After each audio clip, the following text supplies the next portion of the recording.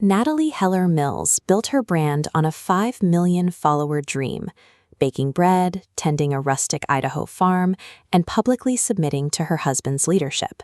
This homesteading fantasy requires a massive modern infrastructure.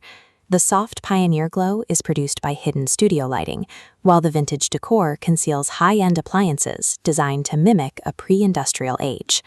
Off-camera, a professional crew manages the reality. A producer named Shannon aesthetic shot, and a team of nannies raises the children, while Natalie prepares the next time-lapse video. Every image of her simple life is a lead generation tool. Her 5 million followers represent a massive sales funnel for her e-commerce empire. She sells $120 cutting boards and $80 gallons of patented paint in shades like Pioneer and Homestead. This version of the simple life is a highly optimized, incredibly lucrative product of modern capitalism.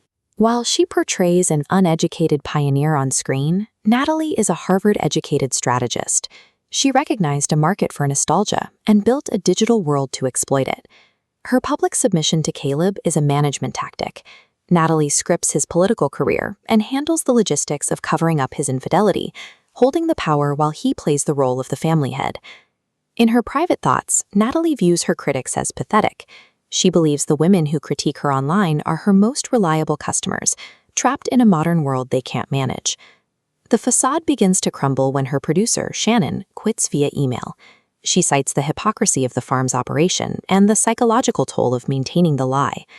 Natalie's influence depends on her ability to direct every detail of the homestead story, but she is about to lose control over the narrative. She wakes up in total darkness. No hum of a generator, no glow from a charging phone, and no climate control.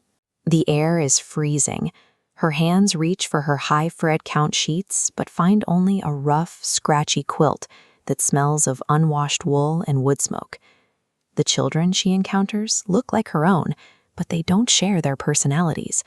They are quiet, obedient, and seemingly traumatized by a life she only pretended to live. This log cabin is dark, cramped, and oppressive.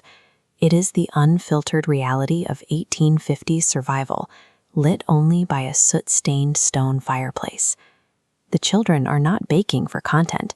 They are engaged in the dangerous process of making lye soap, working with caustic chemicals because their survival depends on it. Without her modern tools, Natalie's pioneer identity vanishes.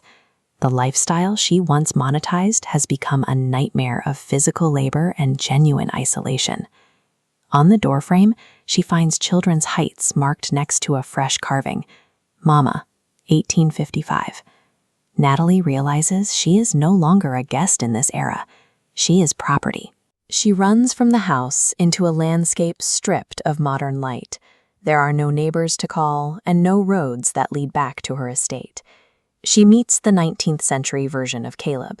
He is a hardened patriarch who expects the total obedience she once performed for her followers. When Natalie defies his command, the dynamic shifts. He strikes her down into the dirt without a single moment of hesitation.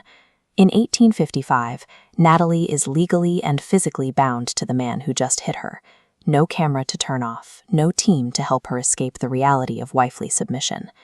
Natalie's brand began as a response to her own fear of the modern world.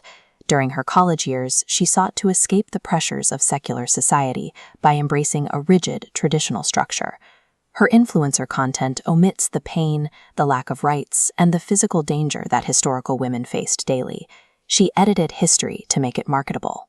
Real 19th century agricultural labor meant broken bodies and chronic exhaustion. These workers aren't posing for an aesthetic. They are enduring brutal economic necessity. Natalie built her empire by presenting a version of the past that didn't include the lack of bodily autonomy or medical care that defined women's lives in 1855. Selling the good old days as a lifestyle choice required Natalie to ignore the traps that women fought for over a century to escape. In the real 1855, the fantasy she sold to millions is her prison.